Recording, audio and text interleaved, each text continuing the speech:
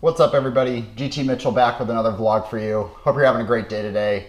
Today I'm going to talk about my 2002 Porsche Carrera 4S, and I'm going to talk about my personal ownership history and the full history of this car. I've known this car since new, or about 15 years now. I know what you're thinking. Dude, you're like 30 years old. How could this be possible? Well, it was my father's pride and joy for 14 years before he passed due to that bastard we call cancer a year ago on Friday. He was 63 years old. To this day, I still remember the excitement him and I had when we picked up the car from the dealership. My father, Steve, custom ordered this car, not ever seeing a 4S in person or even driving a 996 Carrera. He didn't care. He knew it was a Porsche, no substitute, right? He had gotten the chance years back to drive one of his good friend's 964 Porsches, and he fell in love, but at the time he just couldn't afford it. He was like me, always looking for a driver's car, and he had a couple good cars. He had an E-Type Jag and a 84 Corvette, and I know, ooh, an E-Type Jag, but heck, it was in the shop most of the time, unlike my Jag, which is not really in the shop a lot. Now it's going to be in the shop all the time. Anyways, back to the Porsche. I'm pretty sure that back in 2002, my father, when he was trying to pick out the options, he must have broken the car configurator online because he went through it about 1,000 times, agonizing over every detail on it in typical Porsche fashion. The choices were 4S or turbo for him, and back and forth he went, but in reality, the turbo was another $30,000 more expensive and was only 9/10 of a second faster to 60. I know, only. But he was a mediocre driver and he knew it. So it was the 4S for him. And he knew that there was a car for me coming in a few months anyways. So it was the 4S. So now I actually have the window sticker here. And I have all of the ownership history as well.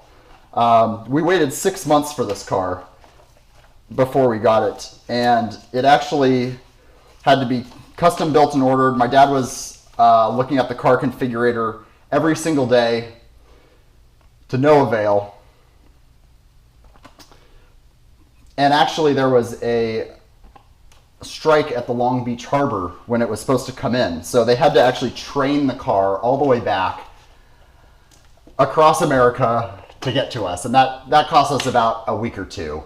So finally we got the call that it arrived at the dealership. We drove about an hour from our house and we spent 3 hours with the dealer. I know, 3 hours with the dealer going through every little piece of this car.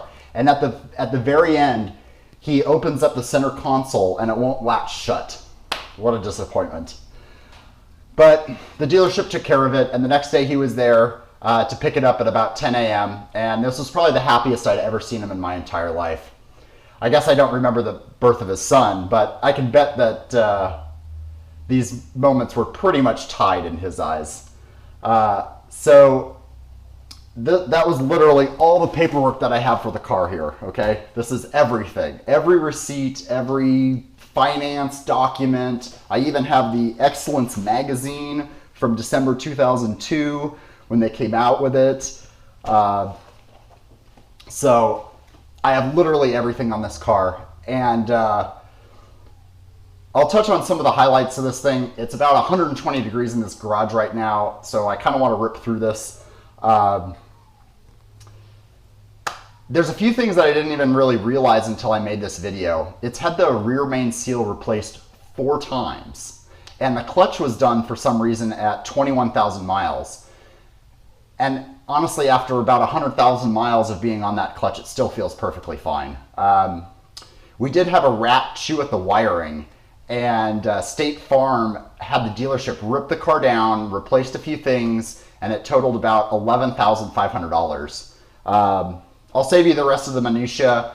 The total ownership of this car, minus the purchase price, was an eye-watering $30,900.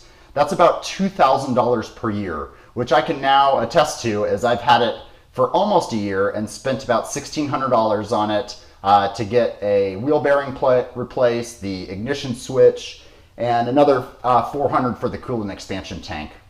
The IMS has no record of being changed to some special aftermarket one, but it was obviously monitored every RMS change and apparently has some 997 part added to it. My dad, in his delusional states near the end of his life, told me to keep it quiet. The dealership sort of did a warranty repair on it when they had the RMS out one time, and they put this 997 part in. I don't really know anything about this modification, but if you know anything, let me know in the comments below. I'd really like to know more about this. But after reading through all of that, I really feel like I have one of the nicest 100,000 mile 996 Carrera 4S's out there, and it's really nearly in factory condition. Now for the upgrades.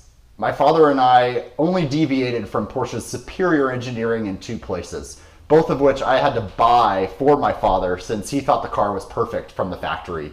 I got a B&M short shifter because the stock throw felt like a 90s pickup truck. And I also invested in some iBox sway bars, which I have set to the middle setting, front and back, and that really tightened up the handling in the corners. It flattened it out, and it's really a true joy to rip up in any kind of back road. So I did have the opportunity to autocross this car with my father a few times, and I have some great memories doing so. And I got a great picture of me doing a 4-wheel drift out of some corners in it during some Porsche Club events. It's a blast. I always drove faster than my father, and I would typically beat him even in my Z3. But it was fun, and that's all that really mattered.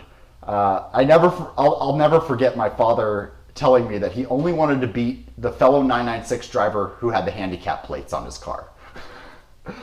So that's it for my 2002 Carrera 4S. If you made it this far in the video, you obviously enjoyed yourself. So smash the subscribe button. More to come later.